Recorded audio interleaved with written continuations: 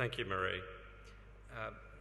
Our first speaker is Associate Professor Michael Woodward, also Order of Australia.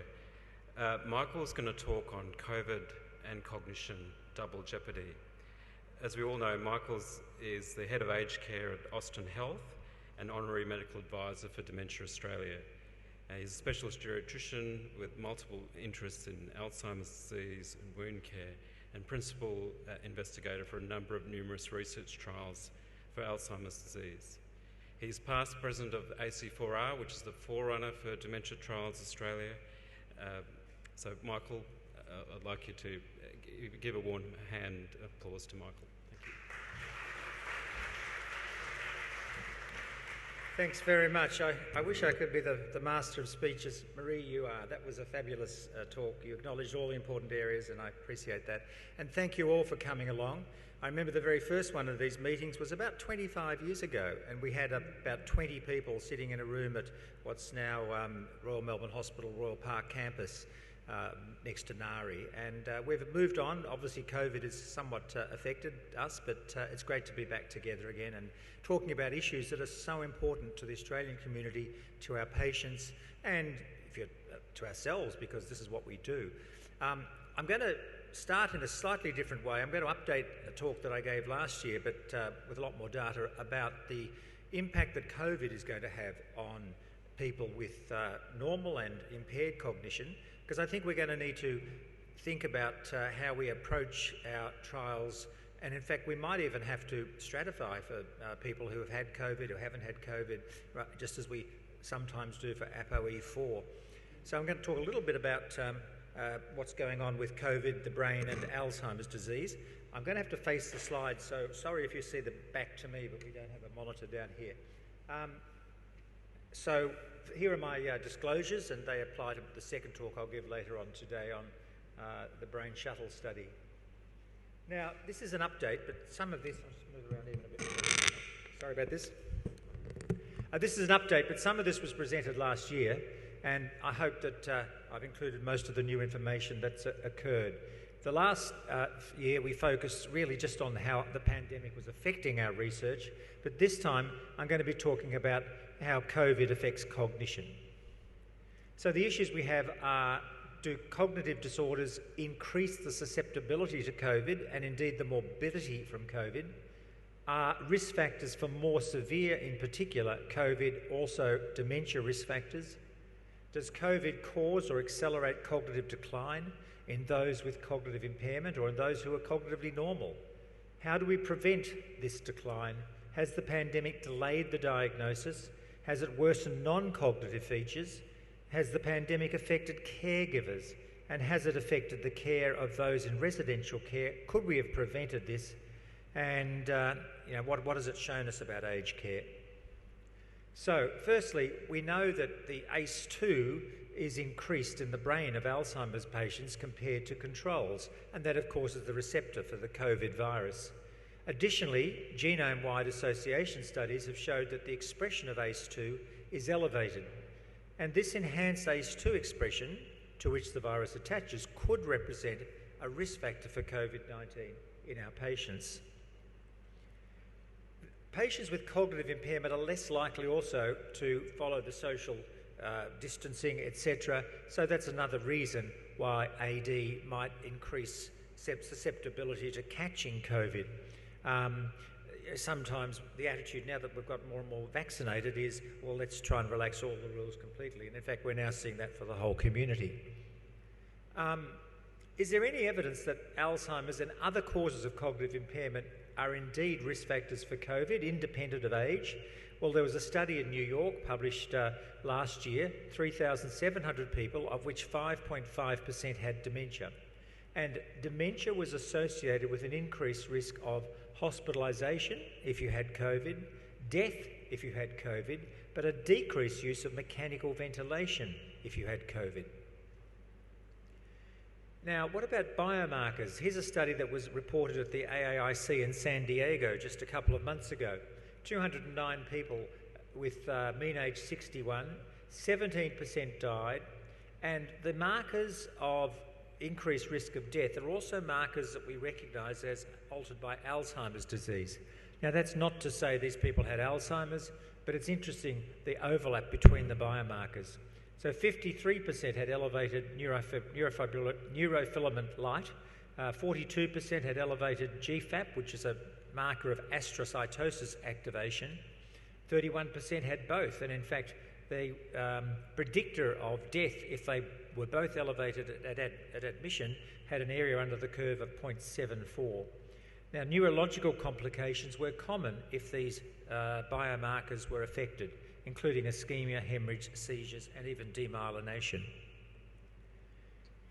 What about biomarkers and prognosis? Here's another study from AIIC a few months ago.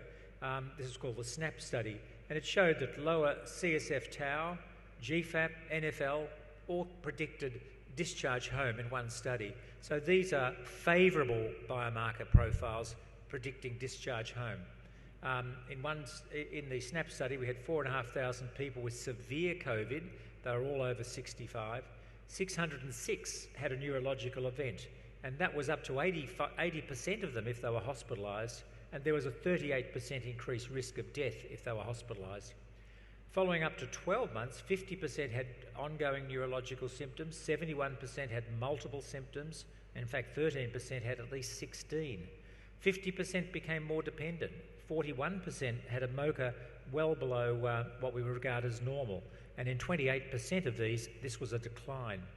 There was a poorer outcome if they were older, female, disabled at baseline, had life stresses, and had active neurological events associated with their COVID. The biomarkers at baseline predicted a poorer outcome, especially neurofibrillary light marker, neurofilament light. Now, we know about sense of smell in COVID. Interestingly also, loss of sense of smell is a risk factor for Alzheimer's, as many of you would know. I myself completely lost my sense of smell and taste when I had COVID earlier this year. It's not actually attacking the olfactory neurons, it's attacking the scaffolding of the neurons in the nose. But if you do lose smell, it predicts poorer cognition after COVID. 50% had impaired cognition if they had this after or during COVID, although some were cognitively impaired before the episode of COVID. And in a Greek study of 200 hospitalised COVID patients that were not in ICU or intubated, the loss of smell predicted smaller hippocampal volumes on MRI. 40% of the total group were cognitively impaired after COVID, mainly dysexecutive, suggesting the more frontal lobe networks were affected. Brain fog and reduced baseline physical fitness predicted poorer cognitive outcome, as did reduced carbon monoxide diffusion capacity, a reflection of lung damage, but potentially also a reflection of damage to the blood getting to the brain, or the oxygenated blood getting to the brain. Another study looking at COVID-19 deaths from the UK NHS found that people with dementia and or stroke were at higher risk of death if they were hospitalised with COVID. The hazard ratio was 2.34. So if you get into hospital with COVID, you're 2.5 times more likely to die or if you've had dementia or had a stroke. Now, there's another cohort study from Korea, and this has received quite a lot of coverage in the press. A very large study, 5,000 participants, 5.7 thousand participants had Alzheimer's, 7.3 thousand had COVID, and the prevalence of testing for COVID in this study did not differ according to the presence of Alzheimer's, but Alzheimer's was associated with an increased risk of severe COVID complications, and secondary outcome analysis showed that Alzheimer's had an increased risk for mortality from COVID, 3 times higher, but less likely, again as in the New York study, to receive mechanical ventilation. What about dementia as a risk factor for mortality from COVID? Another meta-analysis, or this is the most recent and large meta-analysis I could find of 7 studies, mean age range, as you can see there.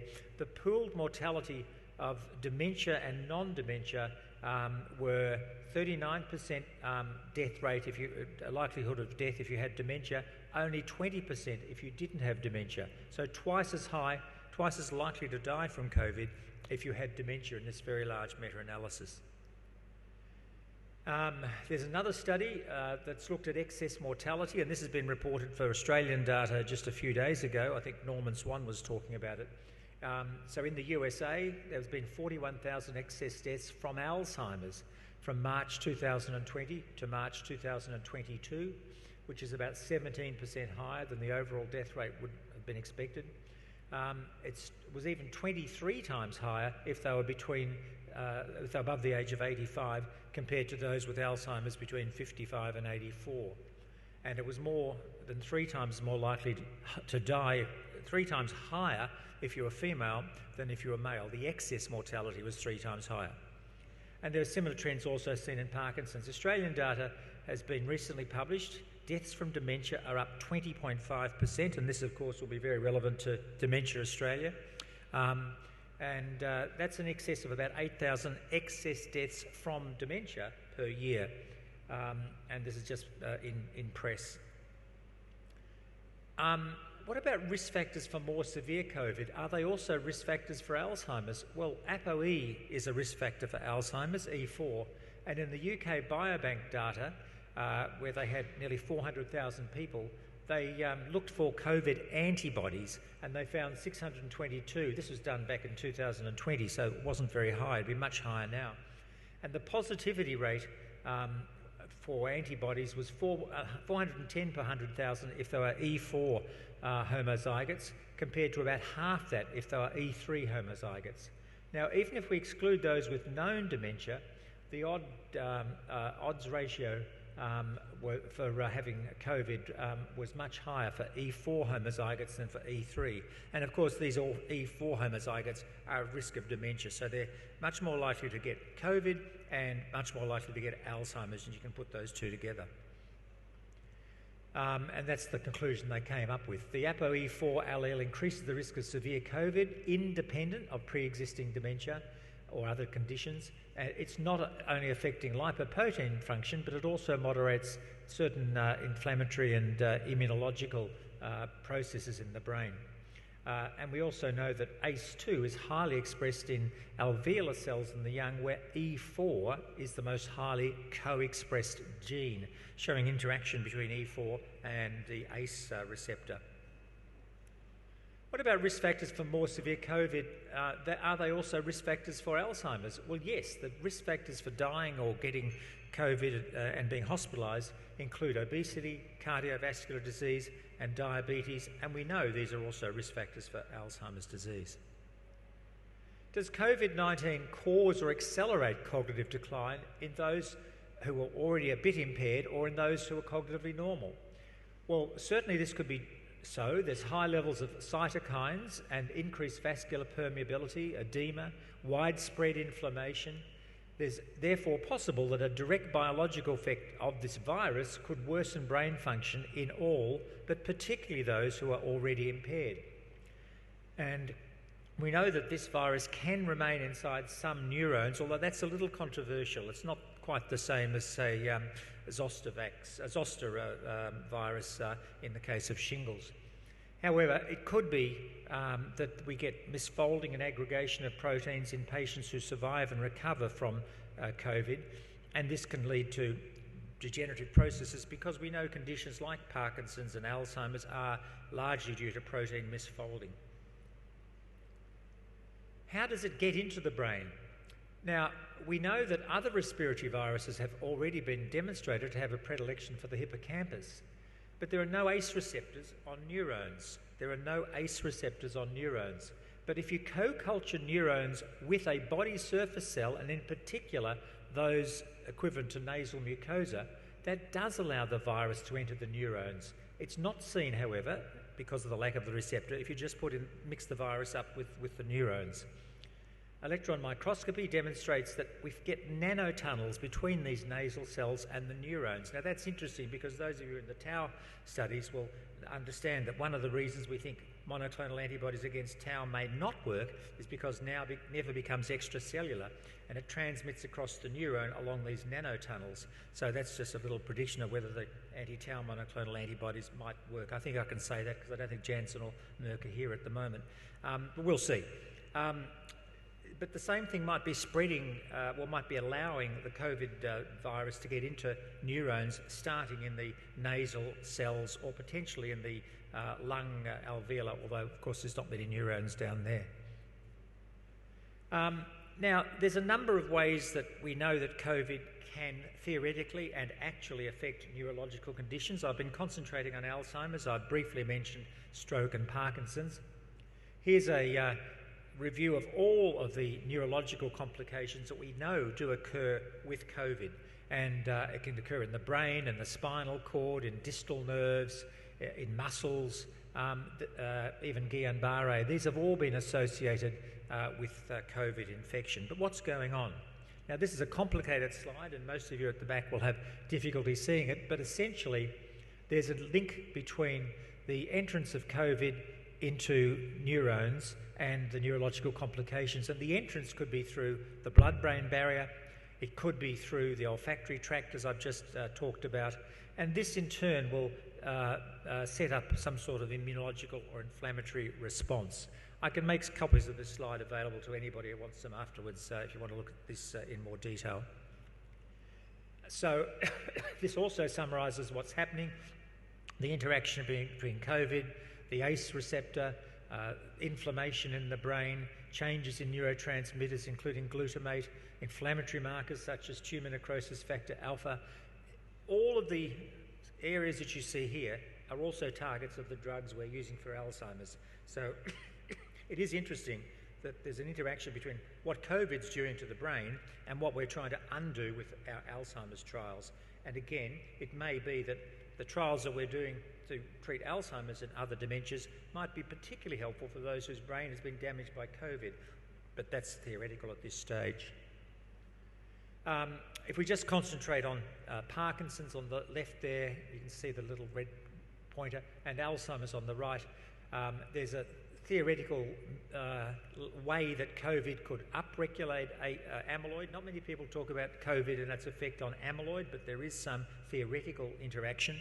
The oxidative stress, the cell death, the apoptosis, the glutamate role here, and on the Parkinson's side, there's even a possible interaction between COVID and increased levels of alpha-synuclein. NEMO. Could this contribute to worsening of neurological diseases from COVID?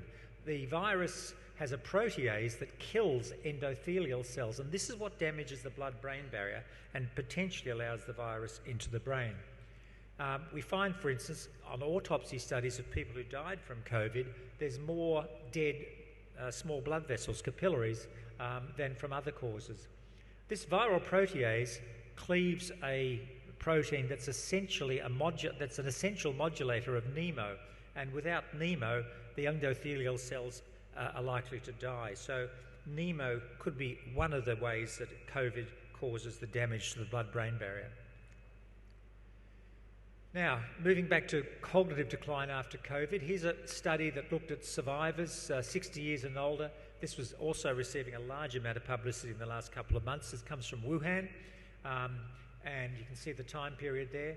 They compared the survivors with their uninfected spouses, 466, and they basically found that follow-up monitoring 12 months later showed increased cognitive decline in the survivors than in their uninfected spouses who acted as matched placebos, if you like, or controls. There were a total of 1,400 cases and 438 controls when you eliminated other conditions, including dementia and other organ disease. They used a scale called the telephone interview of cognitive status, and basically they found that the degree of severe impairment or non-severe impairment They found that in those who had severe, non-severe or no COVID, there was a direct correlation between the severity or lack of COVID and the decline in cognition measured by this scale. Basically, severe COVID was associated with a higher risk of early onset cognitive decline with an odds ratio of nearly 5, also late onset cognitive decline with an odds ratio of nearly 8, and progressive cognitive decline with an odds ratio of 19 compared to the spouses who didn't have COVID. Again, you can't see this very well, but basically you can see a correlation from the controls, the non-severe COVID, to the severe COVIDs in the decline in their score. And you can see it graphed over here down the bottom. Another analysis of 1.5 million patients with COVID who are matched to a contemporaneous cohort with other respiratory infections found that cognitive deficits were more common in those who were infected, a brain fog hazard ratio of 1.36, also increased risk of dementia, hazard ratio of 1.3, and this is 2 years later and very statistically significant. The incidence of dementia was 4.5% at 2 years after COVID compared to 3.3% after other respiratory infections. And again, if we just look up here, you can see for cognitive deficits, those who had COVID in the red colours were more likely to develop cognitive deficits, 15.4%, than those who had other respiratory infections, 12.3%.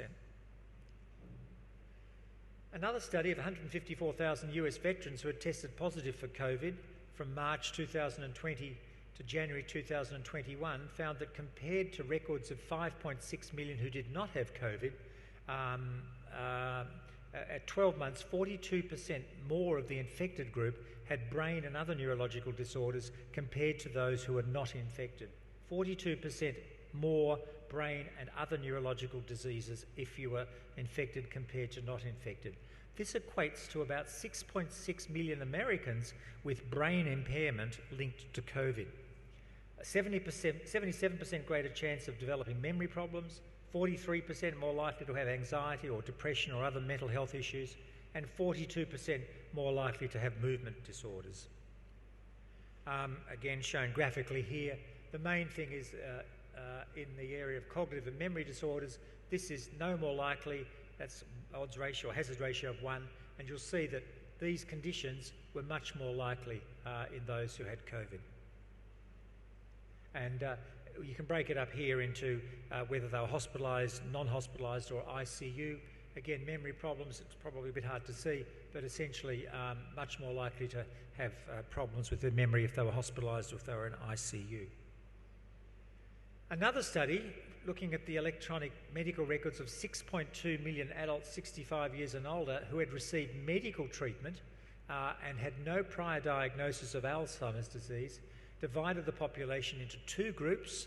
One, people who had contracted COVID during that period, and two, people who had not documentedly contracted COVID. There were more than 400,000 people in the COVID study group compared to 5.8 in the non-infected group, so very large numbers.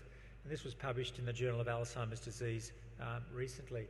They found that older people who were infected with COVID showed a substantially higher risk, as much as 50 to 80% higher than the control group, of developing Alzheimer's within a year. 50 to 80% higher. And it nearly doubled over the 1 year period immediately following COVID. And the highest was in women at least 85 years old.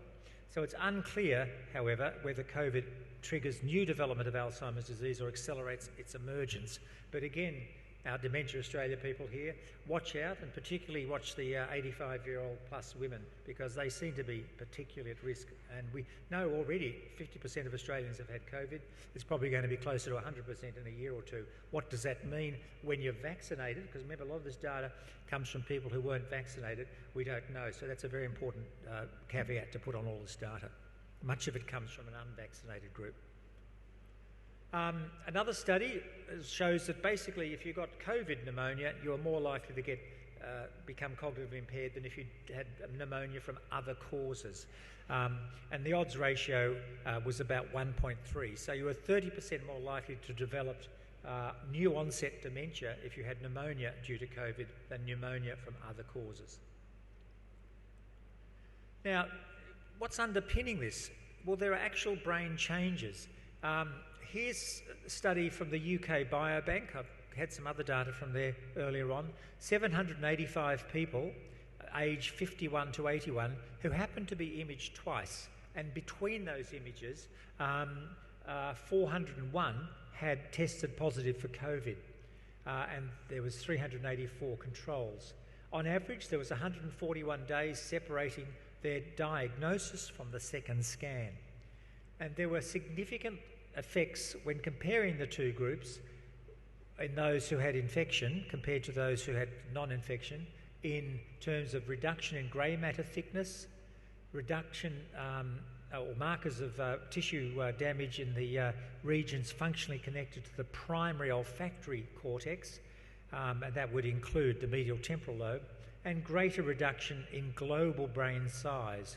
COVID seems to shrink the brain, at least in unvaccinated people, where most of this data comes from. But some of these would have been vaccinated because it was only recently reported. I don't have the vaccination data. This even includes the people who persist, even if you exclude the people who are hospitalised.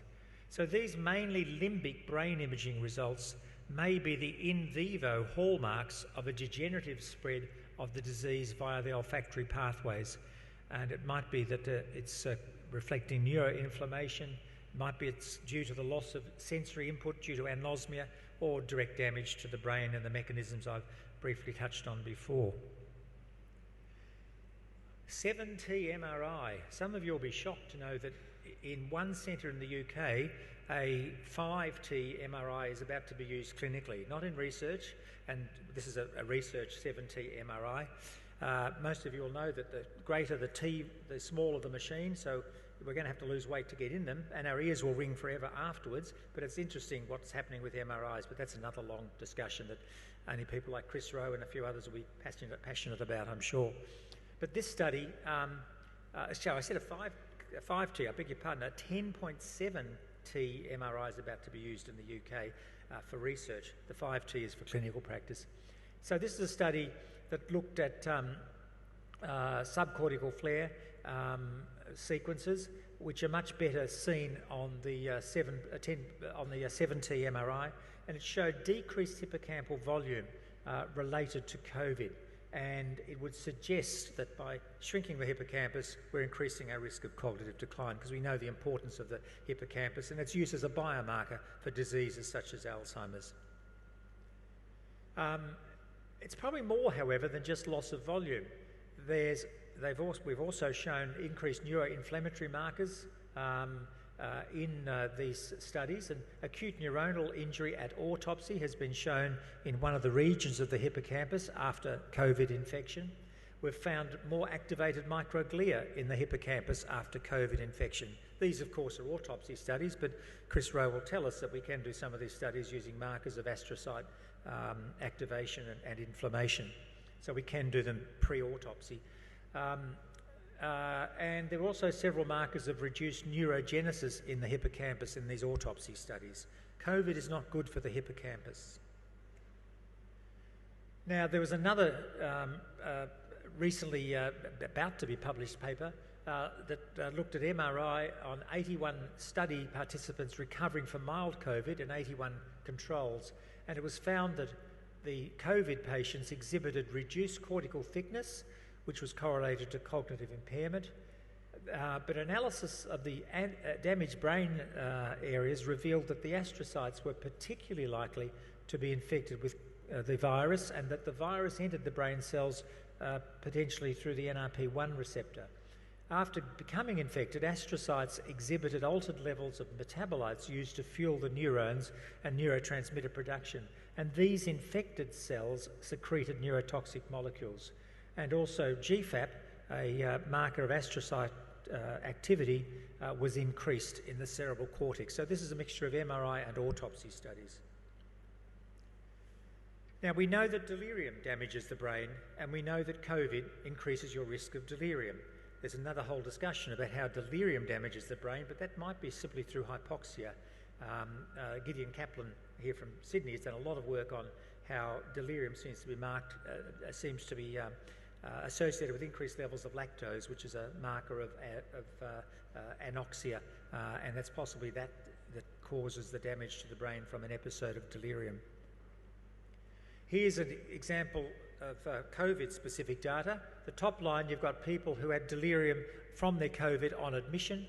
The purple line is those who didn't have delirium on admission, and this is in-hospital mortality. Basically, you had a 50% mortality at 30 days if you were delirious, as opposed to a 26, 7, 8% chance if you did not have delirium. Almost doubling of chance of dying in hospital from COVID if you were delirious on admission compared to not delirious. And we know from earlier data how delirium changes the trajectory of cognitive decline in people who have Alzheimer's disease. This is very early data from 2009. But is this, you've seen a lot of theory, you've seen a lot of slides and numbers, but is this our experience? Do we see our people with dementia suffering under COVID? I can say from my experience in my clinical practice, not my research practice, a lot of people really did deteriorate under COVID. It was a loss of sensory stimulation, they weren't going to their regular day programs, not seeing their family as much, not understanding what was going on, whether they were at home or in residential care, many possible explanations. Just through a show of hands, who feels convinced that at least some of their patients deteriorated under the COVID lockdowns, whether or not they had COVID itself? So about 2/3 of you. I would agree with that. So what are we going to do about it? Well, don't get COVID, or at least get vaccinated, because we're probably all going to get COVID, but at least be vaccinated when you get it. They do say if you haven't had COVID yet, you don't have enough friends, but that may or may not be true. We need to improve our physical status. Those who are physically fit when they get COVID seem to do better with COVID. There's a couple of studies have shown that those who regularly exercise are less likely to get severe COVID or to die from COVID. And it's likely that other lifestyle factors, all of which of course are lifestyle factors that help prevent Alzheimer's disease, also improve the outcome from COVID and by implication reduce your risk of developing dementia from COVID. Now, there's a lot of data. I think I presented this slide last year, so I won't go into it again, but there's already a considerable delay in developing in getting a diagnosis of dementia. Marie McCabe mentioned that 3 years.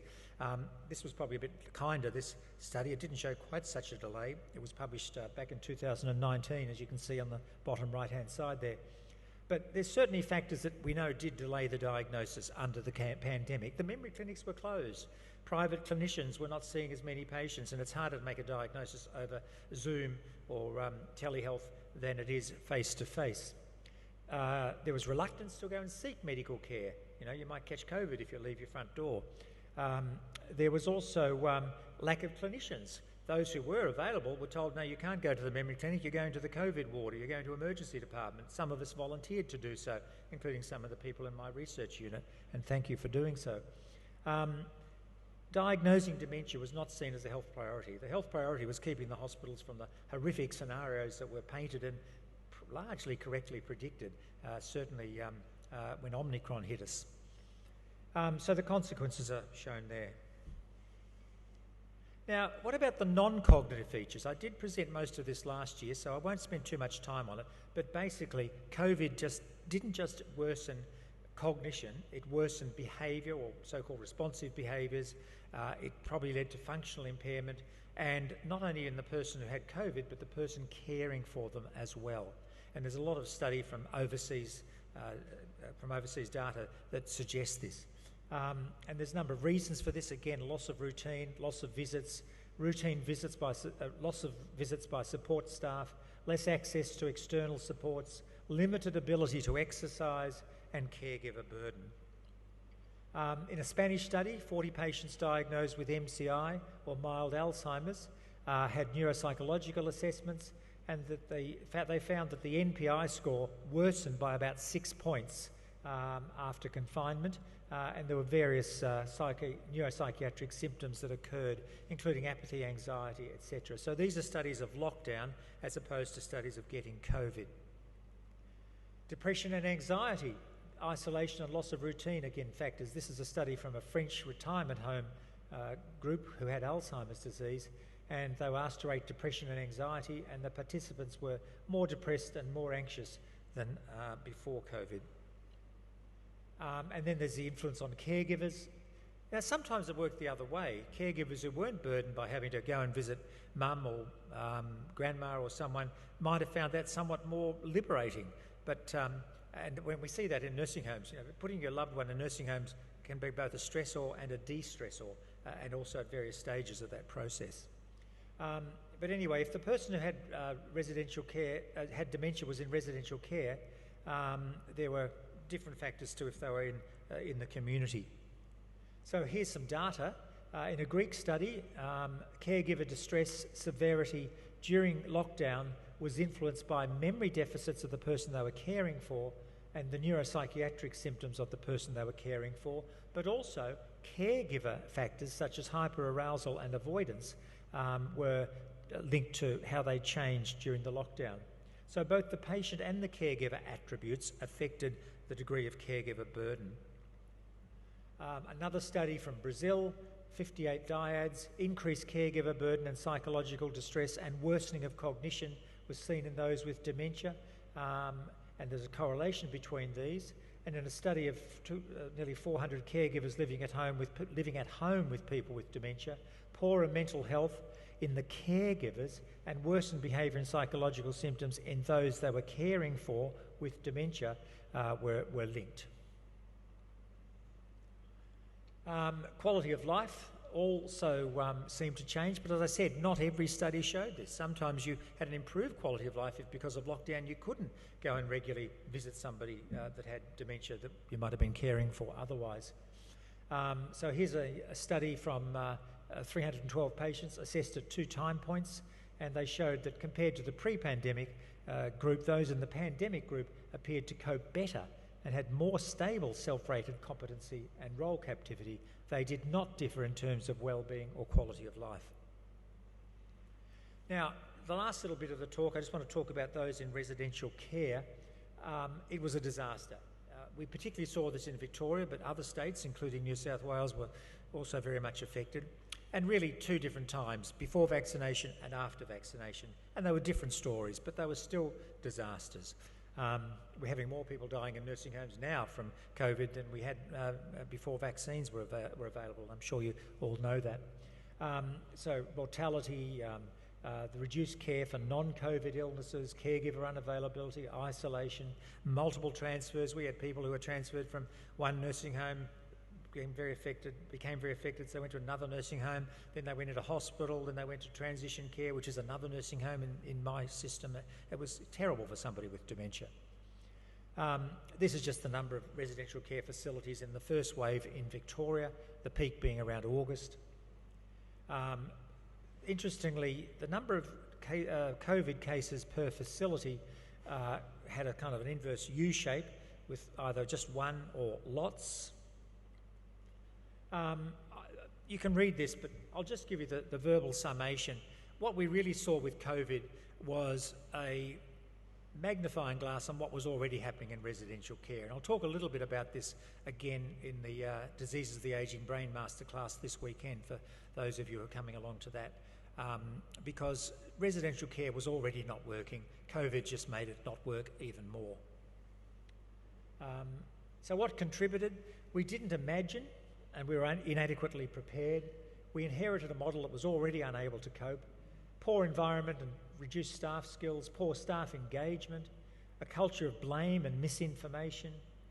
But it wasn't all bad news. Some residential care facilities had heroes. I had my own Captain Tom Jones, who was rallying up all the other residents in the nursing home to, you've got to put your mask on, you've got to sit in that chair, you can't move over to that chair. And he was brilliant. He was an ex-AFL footballer. He was only mildly impaired. He was in residential care for other reasons, not CTE, I don't think. And he was just an absolute Captain Jones in the nursing home he was in. I'm sure you know Captain Tom Jones, who walked around his front yard with a walking frame. If you don't, I'll tell you about him. So what could we have done? We need facilities to be better sized, and there's a PhD that I recently marked. I can't say too much about it, but it's on the ideal size and structure of nursing homes for elderly people, and certainly there's a sweet spot for facility size and number of residents. In reach models, we have geriatricians going into the hospital, into the nursing homes and assisting the GPs. Often nursing homes couldn't get any GP at all. There was just no GP available for the 60 residents in the nursing home. So, that's enough. In conclusion, Alzheimer's disease is a risk factor for COVID and for neurological and COVID is a risk factor for Alzheimer's and neurological complications. Alzheimer's is a risk factor for mortality from COVID. The biomarkers for Alzheimer's can predict poorer outcomes from COVID. COVID is likely a risk factor for cognitive decline, including Alzheimer's. COVID, like delirium, damages the brain, particularly in unvaccinated people. So are we going to see another dementia epidemic? More so than the 1 million people we're expecting by 2058? I don't know, but Marie and Carl, we do need to think about the possibility that 1.1 million by 2058 might be 1.3 or 1.4 million. It's very feasible. Thank you all for listening. Thanks, Michael. Are there any questions for Michael? We've still got a few minutes. Bruce?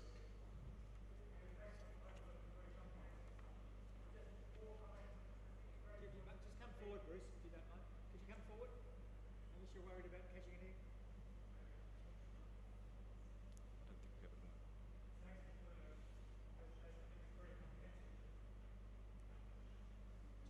Two. Oh, do we have a mic? I thought it'd be great. Thanks. That was very comprehensive. Just a few comments. I think it's really important to stress that long COVID is associated with cognitive impairment, as we all know, but it's not. You can't say acute COVID illness, not severe, therefore you won't get cognitive impairment. Second, the relationship with anosmia is really interesting, but in the ADAPT study, where we've followed about 150 patients now for 2 years, the relationship was only with cognitive impairment at month 2, which is really curious. A third point, I think, is what you raised, and that is maybe we need to stratify patients going into AD trials. I think that's very pertinent. But the problem is it's a dynamic process. Long COVID in some patients, yes, maybe just residual damage, hit and run phenomenon, but importantly there is a sizable group where it's a dynamic, active process. So what you see at entry into an AD trial putatively in a long COVID patient may be quite different at 1 year or even 2 years. And then lastly, macrophages do have ACE receptors. They are infected with COVID and probably microglial cells. So that's another mechanism by which AD may be accelerated or facilitated because you can't get rid of the waste products. Thank you very much. Yes, I did show the infection of macrophages and astroglia in one of those picture slides, but it was buried there in the detail. I like your second last point though.